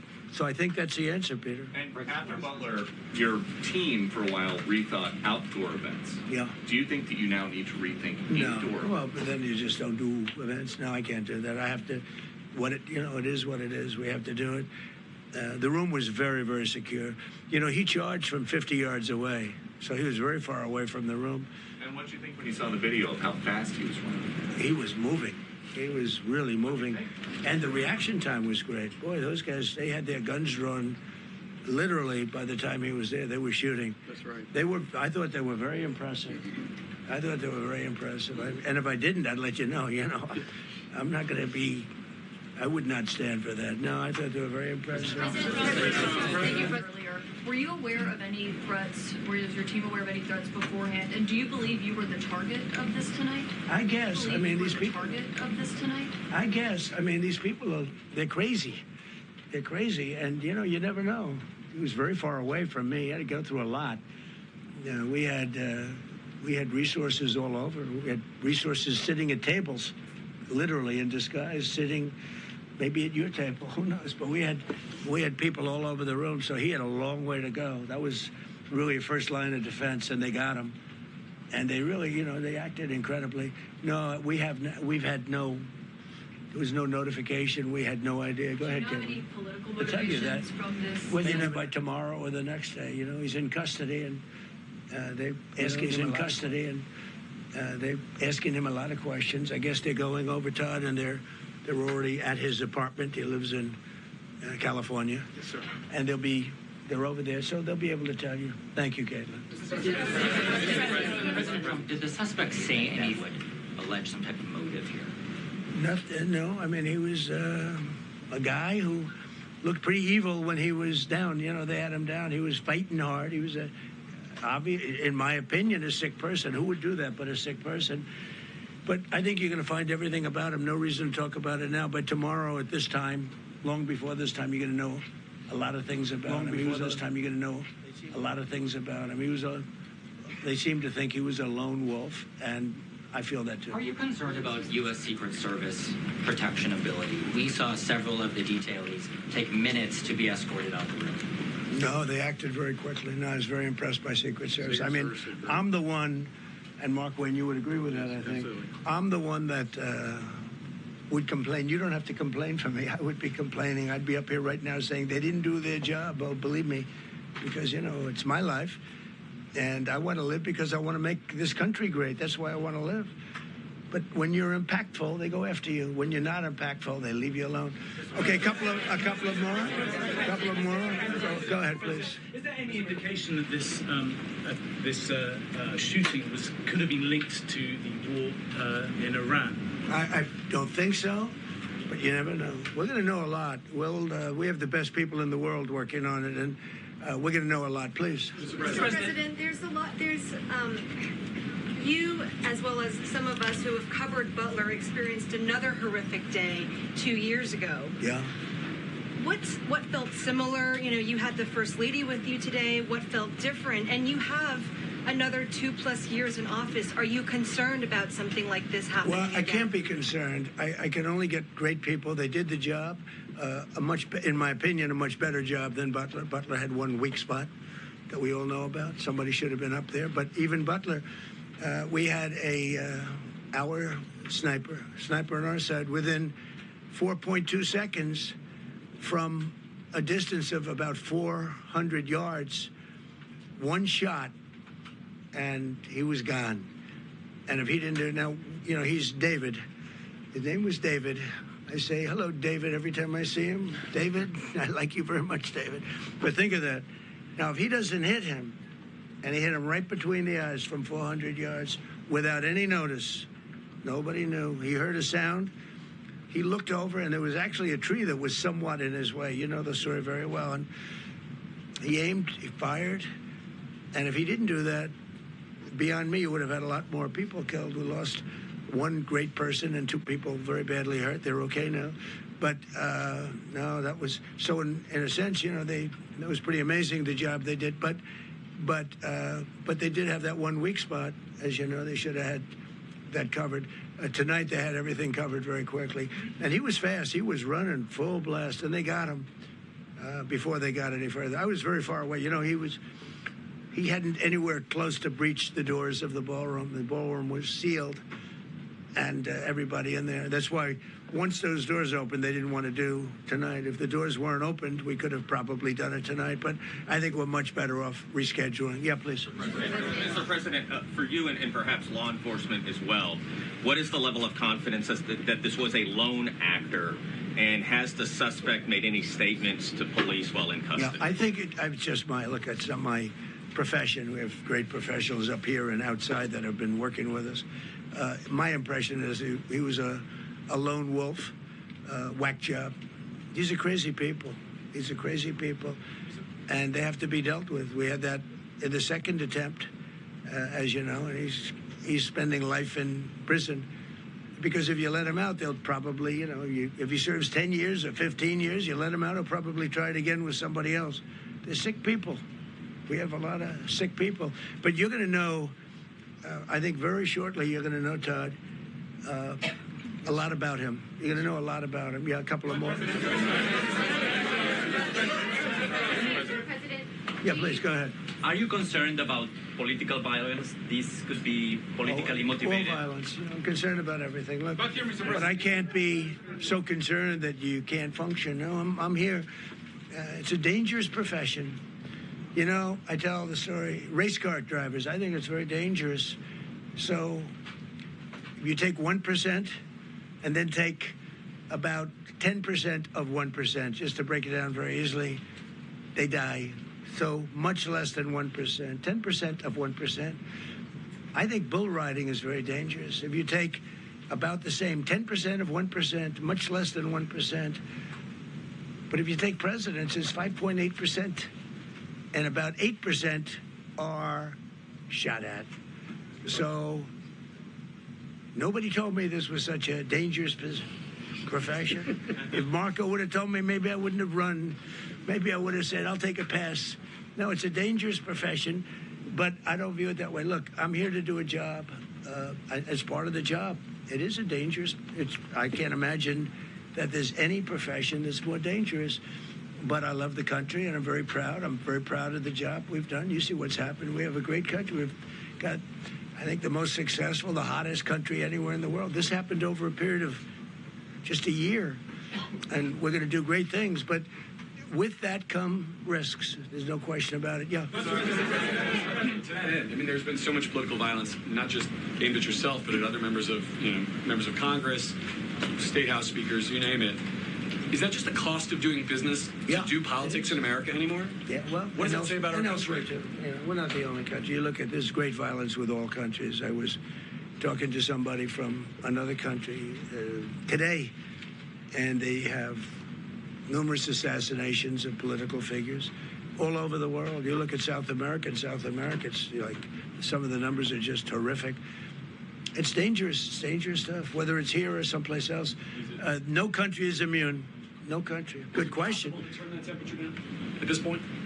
Well, probably if I decided to just not do much, if I let everybody rip us off and take advantage of us. Look, we're leading the world in trade now. We're leading the world in the military. We're the greatest military in the world. I rebuilt it in my first term, and now we use it because we have no choice. We can't let, as an example, Iran, we can't let them get a nuclear weapon. Everything will be peanuts compared to that if they ever were given a nuclear weapon, and they'd use it too. Marco and I were talking about it today. They would use it without even hesitation. We can't do that. It was a shame. I said, oh boy, look at the numbers. We just broke 50,000 in the Dow. We just broke 7,000 in the S&P. They said we couldn't do it in 7 years, in 5 years, 4 years. They were saying maybe in 5 or 6 years. And we did it in 1 year. And I called everybody together. I called all of these people and others, and I said, we have to take a little journey. I say to do this. We just had the great number. We just broke 50,000. Wasn't supposed to happen during my term. Wasn't reachable. Did it in 1 year, and I said, we're going to have to make a journey to Iran. They're going to have a nuclear weapon if we don't do it. We had the B-2 bombers take them out. I terminated in the first term the Obama agreement, the Iran nuclear agreement, which was a disaster. That was a road to a nuclear weapon. They would have used it. They would have used it 100%. So, when you do things like that, you become a target. If I wasn't doing that, I guess I'd be a lot less of a target. But I'm honored to be. Okay, one more question. Go ahead.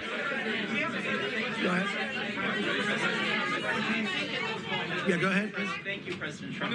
Thank you, President Trump. Do you know how the gun was brought into the hotel? And also, how does this event impact you as the leader of our country? Do you think it will change your I leadership? like not to think about it. I lead a pretty normal life, considering it's a dangerous life. I think I handle it as well as it can be handled. I think a lot of other people, you read stories where they become basket cases. To be honest with you, I'm not a basket case. I really take it as it is. I do it for the country. I'm not doing it for any other reason. I have a first lady who's doing a terrific job. She loves the country, and she recognizes it better than anybody. She's told me numerous times. She said, "You are in a dangerous job," but that goes along with her too. I mean, it's dangerous for her too. We sat there tonight. We heard that noise, and it was either a tray or a bullet. I was hoping it was a tray, but it wasn't. And again, we had some very brave people doing a great job, so we're very proud of them and happy with them. I just want to thank everybody. They will be able to give you all that information as to the names and everything else. I think we released the names already. Most of you would have it, but his name. We appreciate it. I see so many tuxedos and beautiful dresses. It was a little different evening than we thought, but we're going to do it again, and we have a great chairman who we're so proud of, and we have to make it better. We'll make it safer, I guess, right? But we're going to make it even better. Okay, thank you very much. Thank you. President Trump, can we hear from the first lady? You talked about how impactful this was. Can we hear from her about... Well, honey, would you want to say something? Okay. One in the back, Right. Millions of people across the globe, in fact, are watching you. You demonstrated courageous leadership, and thank God you're alive, all of us are alive today. What is the message that you want to give to the world that this should change? What corrective measures can we take from here on? So. Well, all you can do, look, I don't care how many people you have, how good they are. They can be the greatest people. You have the greatest security in history. If you have a whack job who's got a brain, but it's a little bit distorted or a lot distorted, they can make trouble. I would say, Pete, right? They can make trouble. Some of these people are of genius level IQ, and they're nuts. So it can be trouble. So you do absolutely the best. You get the best. We have the best people. Well, look, it was proven tonight. He started running from 50 yards, and he was fast. He was like a blur on tape.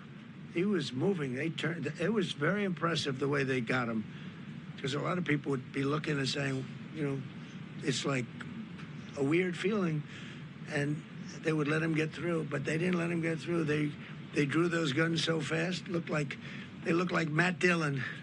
They looked like somebody that knew what they were doing, and we really do. But it comes with the territory. And if you want to do a great job, I really believe that. And you take a look at what's happened to some of our greatest presidents, and it doesn't happen to people that don't do anything. And it's not going to deter me from winning the war in Iran. I don't know if that had anything to do with it. I really don't think so, based on what we know. But we're going to continue to do a great job. That's all I can do. Thank you very much. We'll see you tomorrow. Thank you. Thank you. Thank you. Glad you're okay. Extraordinary circumstances. As a White House briefing room full of White House correspondents left the White House Correspondents' Dinner early for a late-night White House press briefing past 11 p.m. on a Saturday night after a shooting situation that paused the Correspondents' Dinner. Everybody safe, uninjured. President Trump, Todd Blanche, Kash Patel, telling us what they know so far about this situation. President Trump started by telling us that all the social media accounts associated with his administration basically sent this out. the rapid response accounts, White House's account, and you see how fast this shooter ran past security. The way President Trump described it was this person charged a security checkpoint, and man, he booked it past, and then you saw the officers drawing their guns. One officer was shot in the process, but that officer was wearing a bulletproof vest. President Trump says that he has spoken with that officer, and he's doing great. President Trump says they fought like hell to stay and to continue on with the Correspondents' dinner. But ultimately, for security purposes, they're going to have to reschedule it for another day. Todd Blanche, who is stepping in for the recently departed Pam Bondi, saying that law enforcement did exactly what they're supposed to do. Blanche expects that charges will be filed shortly. He says there's going to be multiple charges, like possibly possession of firearms and, quote, anything else that they can get on this guy, unquote. He says authorities are also working on search warrants for the shooter. Kash Patel saying that he was very proud of law enforcement and that they're investigating evidence at the scene. They were interviewing people. There is a press conference.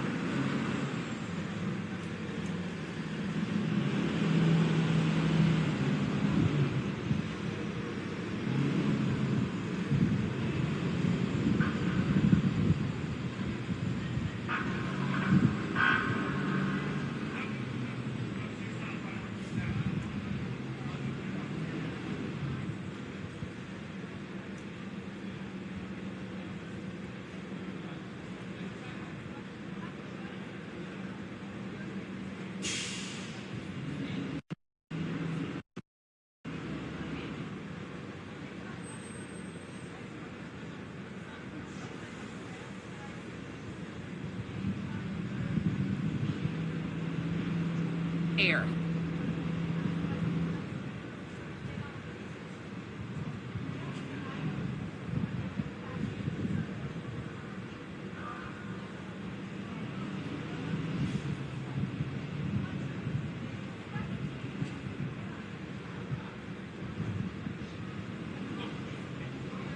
Guests were safe.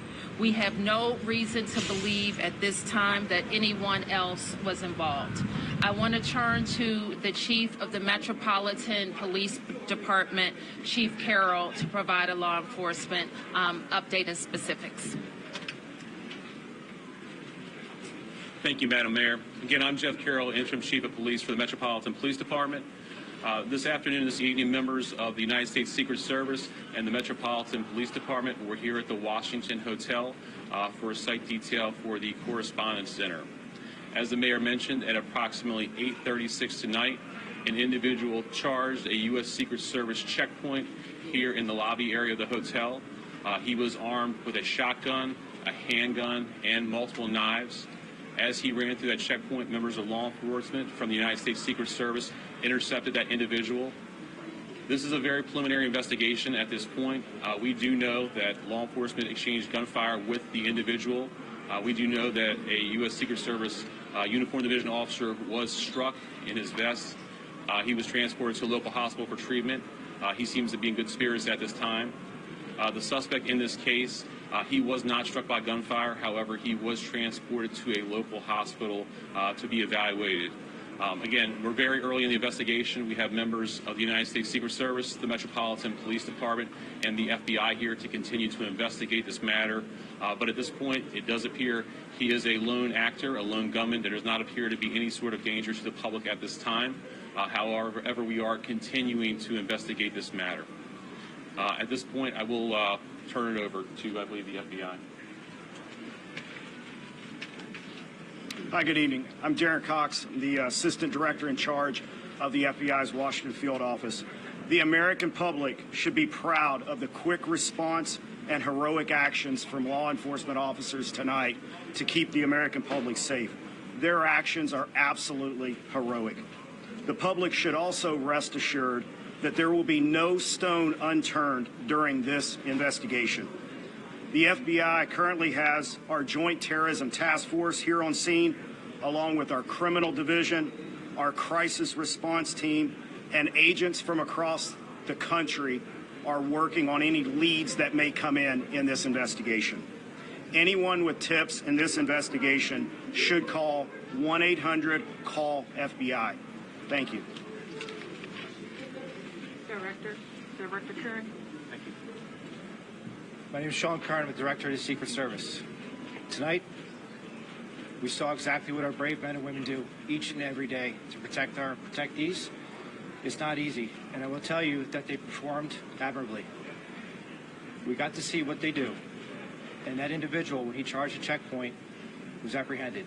It shows that our multi-layered protection works, and I'm grateful to our partners that help assist us with building these sites and protecting these sites. Very fortunate that this officer is alive, is being observed, and I'm grateful that the President reached out to this officer and spoke with him earlier. I ask everybody to pray for him and all of our officers and agents that were involved, and I will tell you, we will continue with the mission. Thank you. Thank you. Judge Shapiro. I'm Janine Pirro. I'm the United States Attorney.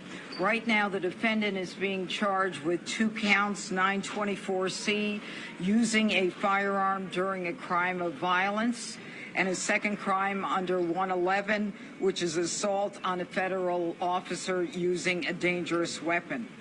Now, as you all know, there was an individual, a uniformed Secret Service officer, who was shot, and fortunately, he is doing all right and he will be fine. But it is clear, based upon what we know so far, that this individual was intent on doing as much harm and as much damage as he could. And thankfully, because of the checkpoint right outside the ballroom, where thousands of people were situated to hear the President of the United States, because that checkpoint worked, there was no one who was injured when it was clear where this defendant was going. Now, I want to make one comment. As a participant, someone who was in the ballroom, who came this evening to be part of a very lovely event at the White House Correspondents' Dinner, I, for the first time, was in a situation where there were shots fired, shots heard, and a whole room went silent. When I lifted my head and when I looked up, every law enforcement officer was out there as we all had our heads down, thousands of them. These are the men and women every day who do what they do silently, and they do it with courage and with dignity. Thank God for our partners, the FBI, the Secret Service, the Metropolitan Police. All of them tonight acted so quickly that they prevented what could have been a horrific event where we were all sitting there in one room. The defendant will be arraigned on Monday in federal district court. But make no mistake, there will be many more charges based upon the information that we are learning in this very fluid situation. Thank you. We'll take a few questions. Right here in the front. Right here in the front. Can you confirm that this suspect is specifically targeting the president, and is he talking to law enforcement now? Chief. Sure. So at this point, what we know is we know the individual charged at checkpoint with a firearm in his hand. We know he was running in the direction of the ballroom that the president was in, as well as other cabinet members. So what his specific motivation was, we can't say at this point. However, as we continue to investigate that, we'll continue to work towards that. Chief, when you say there seems to have been a lack of authorization to come to this event. Was this a failure on the Secret Service? What we have here is a multi-layered approach. The director spoke about it. We have officers on the outside from the Metropolitan Police Department, along with the escort. The inside portion of any presidential site is handled by the Secret Service and law enforcement partners. This is a multi-layered approach. The point of this checkpoint is to intercept individuals that were there, and what we see in this case is when he reached that checkpoint, Secret Service agents and law enforcement engaged him immediately. They were able to bring him into custody and prevent anyone from being harmed.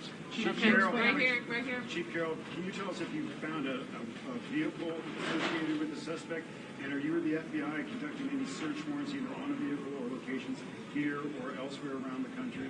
Sure, Mark. So as you can imagine, this is very early in the investigation. So, things we're digging into is his background, vehicles.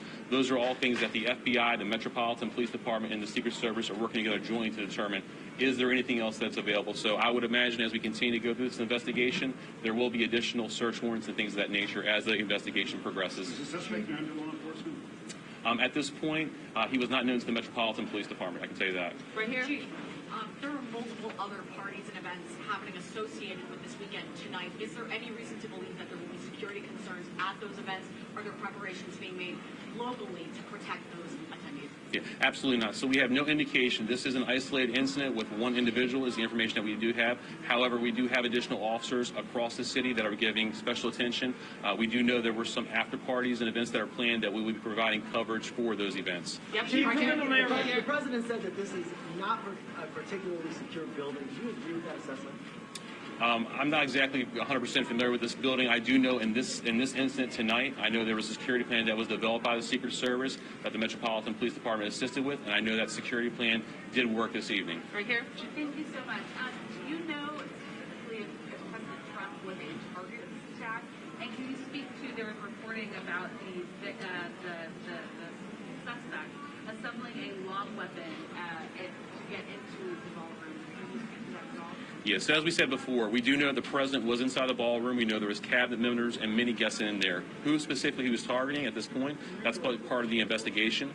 We do know that he was armed with a shotgun when he ran through that checkpoint, so that would look like a long weapon in video. All right, right here. Clarify, earlier you said there was an exchange of gunfire. Did the suspect fire any shots? And did the uniformed officer, do you know yet which weapon he was shot? Yeah, obviously we're only a couple hours into this instance, so we don't have that level of information. The FBI's evidence response team is here. They're processing the scene. So as the investigation develops, all that information will be figured out with the ballistics. The ATF is also on scene here with us. So the suspect did or did not fire a shot? Sure. So again, it's very preliminary information. We do believe he did. However, as the investigation determines, we'll pull the shell casings. We'll be able to get more information as we review more evidence. We're very early in the investigation. All right, we can take a couple more right here, and one more over here. Thank you so much. So the president said that he wants there to be another event within 30 days. Given what happened tonight, do you have any sense of what additional security measures might be put in place to ensure that something similar does not happen again? Sure. I'll toss it to the Secret Service. Yep, this is what we plan for every day. So we take each and every case and we evaluate it, and we do site assessments. And that's why we go out and build these sites per what the event is, and that's how we go about our business. So will there be any changes or added measures given that this did happen? We're going to have to evaluate this evening. Thank you. Chief, I understand. Is there any indication how the suspect got into the hotel? Was it a guest here? Are you searching rooms here? So preliminary information, we do believe he was a guest here at the hotel. We have secured a room here in the hotel. And again, we'll go through the appropriate procedures to determine what was inside there. But that is secure. At this point, like I said, we believe he is the only suspect in this case. Okay. To jump on that question, I understand the multi-approach to security, but to walk in with a weapon of that caliber and get all the way to the ballroom, which is on the lower level, seems to be quite an extraordinary feat. How does that happen?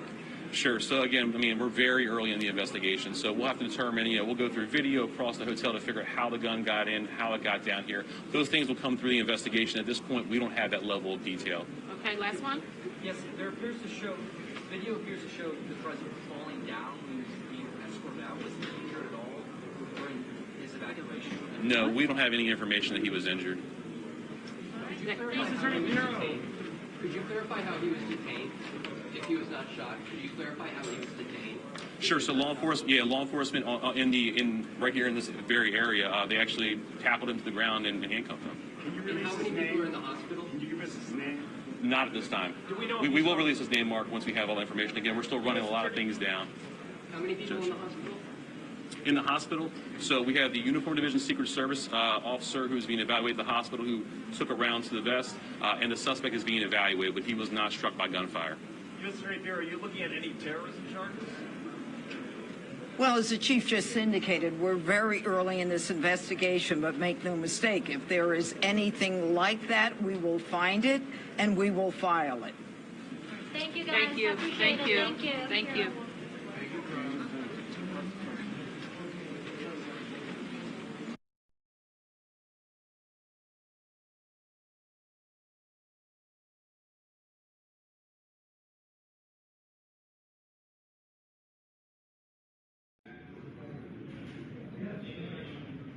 Silver foil, 4, got it? No. Scooch over, it's like right, silver foil, the top of the stairs. Got it.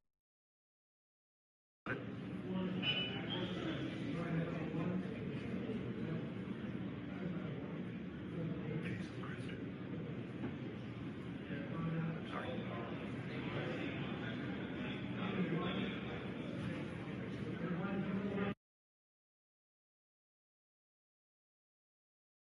Unbelievable. 14 total. 14. 14? It was in the outer. It's right inside. Yes, please. Passed the shoot. Or I lost the shoot. Unbelievable. 14 total. 14. 14?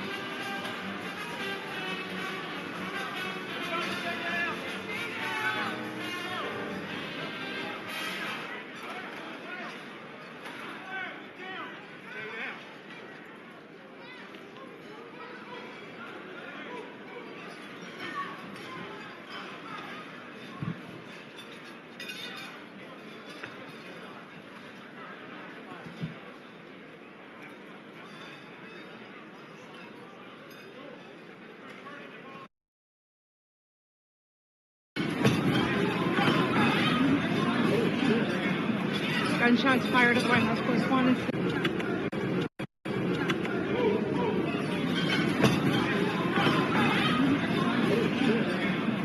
Gunshots fired at the White House Correspondents' Center.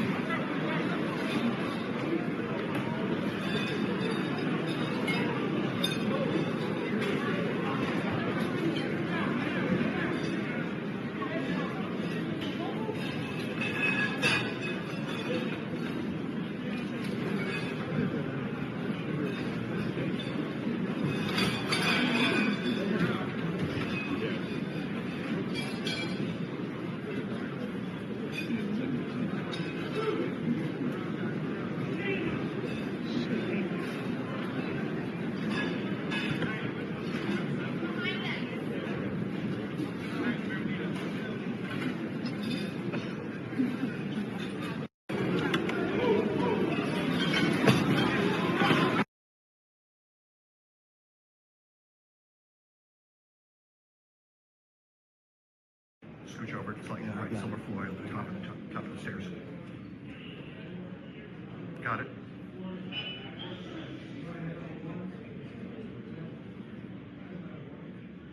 Jesus Christ.